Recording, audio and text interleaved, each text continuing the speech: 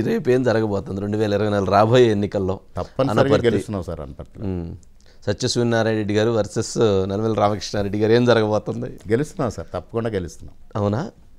ఎంత కంఫర్టబుల్గా గెలుస్తున్నాం ఈసారి కంఫర్టబుల్ అన్నట్టు టఫ్గా కాకుండా కంఫర్టబుల్గా గెలుస్తున్నాం. కంఫర్టబుల్గా గెలుస్తున్నారు.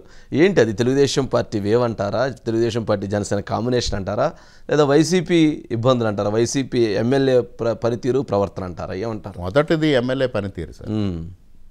రెండు మా తెలుగుదేశం శ్రేణులు బలంగా పనిచేయడం సార్. ఈ 4 సంవత్సరాలు కూడా వైసీపీ దాష్టికాల్ని బలంగా ఎదుర్కొన్నాం. ఓకే. మూడవది జనసేన కాంబినేషన్ కూడా బ్రహ్మాండంగా మా కాన్స్టిట్యున్సీలో వర్కౌట్ అవుతుంది. ఏంటి నల్లమిల్లి రామకృష్ణారెడ్డి గారి మీద సుఫారీ బీహార్ గ్యాంగ్కి సుఫారీ ఇచ్చారు, కాంట్రాక్ట్ ఇచ్చారు అని చెప్పి ఒక పెద్ద చర్చ ఉంది. అవును సార్. ఏంది సుఫారీ జరిగిందా? జరిగింది సార్. 50 లక్షల రూపాయలు ఇచ్చారు మడ్రస్ స్కెచ్. అప్పుడు నేరుగా నేను ఆధారాలు తీసుకుని ఎస్పీకి కంప్లైంట్ ఇవ్వడం, దాన్ని చంద్రబాబు నాయుడు గారి డీజీపీకి కంప్లైంట్ ఇవ్వడం, అక్కడతో అది ఆగింది. ఆధారాలు సమర్పించిన తర్వాత స్కెచ్ అక్కడ ఆగింది. ఏంటి సత్యసూర్యనారాయణ రెడ్డి గారికి ఎమ్మెల్యేకి మీకు మధ్య ఆయనదైనా స్కెచ్ ప్లానింగ్? అంటే ఆయన అద్భుతమైన నటుడు సార్. అవునా? ఆస్కార్ అవార్డు ఇవ్వాల్సిన నటుడు. అంటే వాళ్ళందరూ తెర మీద నటిస్తారు, ఈయన జీవితంలో నటిస్తాడు. చాలా అమాయకత్వం నటిస్తాడు, కానీ మనసులో చాలా కక్ష, కుట్ర, మనిషి అసహనం. కనీసం ఒక కామన్ డయాస్ ఇద్దరు నాయకులు షేర్ చేసుకుంటే ఆ వేదిక పైన నా పేరు ఉచ్చరించడానికి కూడా ఇష్టపడ్డాను. That is the best example. మీకు ఆయన సింపుల్ మనస్తత్వం తెలియాలంటే. ఓకే. ఆ పేరు చెప్తే కూడా ఆయనకి మనసు అంగీకరించదు. ఓకే. ఎందుకు అంత సుఫారీ ఇచ్చి హత్య చేయించాల్సినంత అవసరం? అంటే ఒకటే సార్, మూలారెడ్డి గారి కుటుంబం ఇక్కడ లేకపోతే ఓకే తెలుగుదేశం పార్టీకి భవిష్యత్తు ఉండదు. Okay. Simple. The only aim. Okay. అదొక్కటే ఎయిమ్ తోటి అది లేకుండా చేయాలనుకున్నారు. అంటే ఇక్కడ గతంలో అంటే సత్యసూర్యనారాయణ రెడ్డి గారు మేనమామో లేకపోతే మామో రామారెడ్డి గారు 2 సార్లు ఎమ్మెల్యే అయ్యారు. మీ ఫాదర్ 4 సార్లు ఎమ్మెల్యే అయ్యారు. మూలారెడ్డి గారు ఇద్దరు ఒకరి మీద ఒకరు గెలుపోవటంలో ఉన్నప్పటికీ కలిసి ప్రయాణం చేశారు. అంటే ఎన్నికల వరకే యుద్ధం ఉండేది, ఎన్నికల తర్వాత ఆ యుద్ధం ఉండేది కాదు.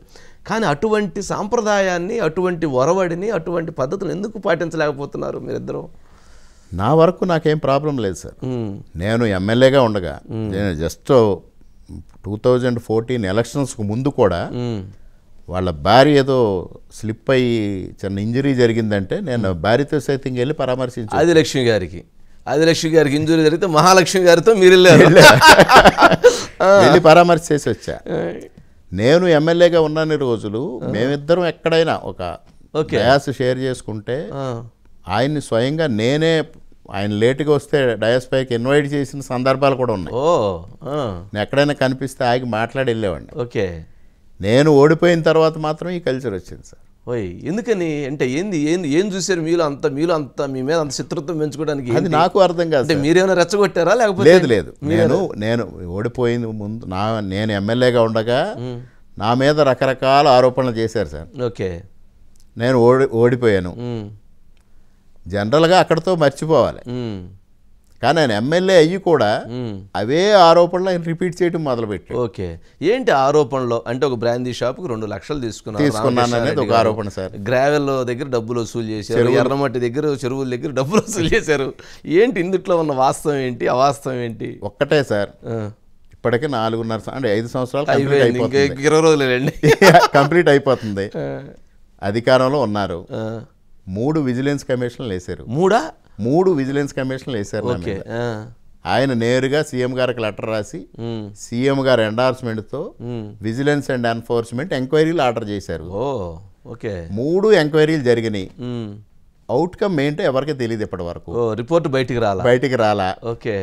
నిజంగా ఆరోపణలో వాస్తవం ఉంటే బయట రిపోర్ట్ వచ్చేది, నా మీద ఎఫ్ఐఆర్ ఫైల్ చేసేవారు, నన్ను జైల్లో పెట్టేవారు. ఓకే.